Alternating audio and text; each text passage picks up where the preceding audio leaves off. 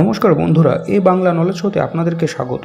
অরুণাচল প্রদেশে ভারত চায়না সীমান্তে ভারত এবং চীনের সংঘাত কারোরই অজানা নয় এবং সেই সংঘাত লাস্ট টাইম এমন পর্যায়ে পৌঁছে গেছে যে তা একটি যুদ্ধের রূপ নিতে পারত।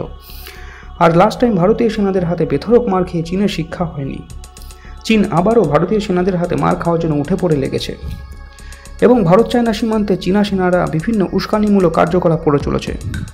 প্রধানমন্ত্রী নরেন্দ্র মোদীজির অরুণাচল প্রদেশ সফরের পর চীন এতটাই ঘাবড়ে গেছে যে এবার তারা লাদাখ সীমান্তে সরাসরি সেনাবাহিনী নামিয়ে দিয়েছে ভয়ঙ্কর গোলাবারুদ সহ।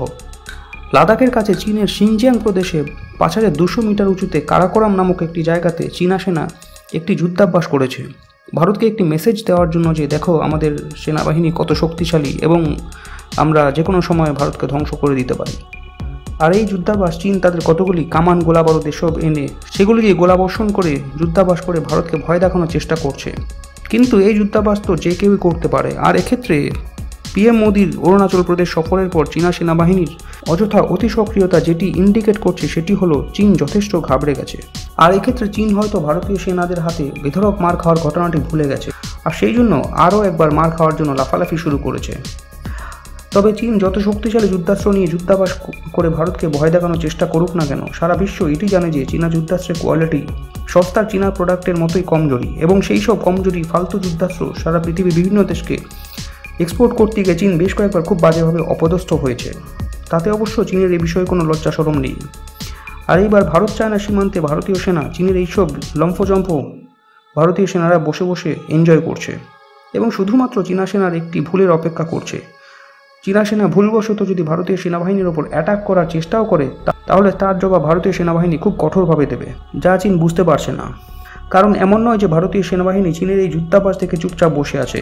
ভারতও সন্তর্পণে বিপুল পরিমাণ সেনাবাহিনী এবং গোলাবারুদ এবং বিধ্বংসী যুদ্ধাস্ত্র চিনুক হেলিকপ্টারের সাহায্যে অরুণাচল প্রদেশে ভারত চায়না সীমান্তে মোতায়েন করে চলেছে এবং এ বিষয়ে এর আগে একটি ভিডিওতে আমি ডিটেলসে আলোচনা করেছিলাম।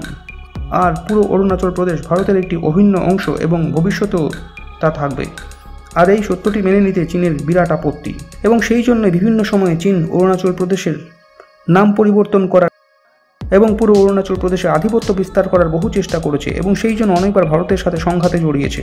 কিন্তু চীন এটি ভুলে গেছে যে এখনকার ভারত সম্পূর্ণ আলাদা এবং আমাদের প্রধানমন্ত্রী নরেন্দ্র মোদীজির নেতৃত্বে ভারতীয় সেনাবাহিনী গত কয়েক বছরে এত বিপুল পরিমাণ শক্তিশালী হয়ে উঠেছে এবং ভারতীয় সেনাবাহিনীর হাতে এত পরিমাণ ক্ষমতা দিয়ে দেওয়া হয়েছে যে ভারত চায়না সীমান্তে চীন কোনো প্রকার অশান্তি বাঁধানোর চেষ্টা করলেই ভারতীয় সেনা তার জবাব ভয়ঙ্করভাবে দেবে, যা চীন এখনও বুঝতে পারছে না।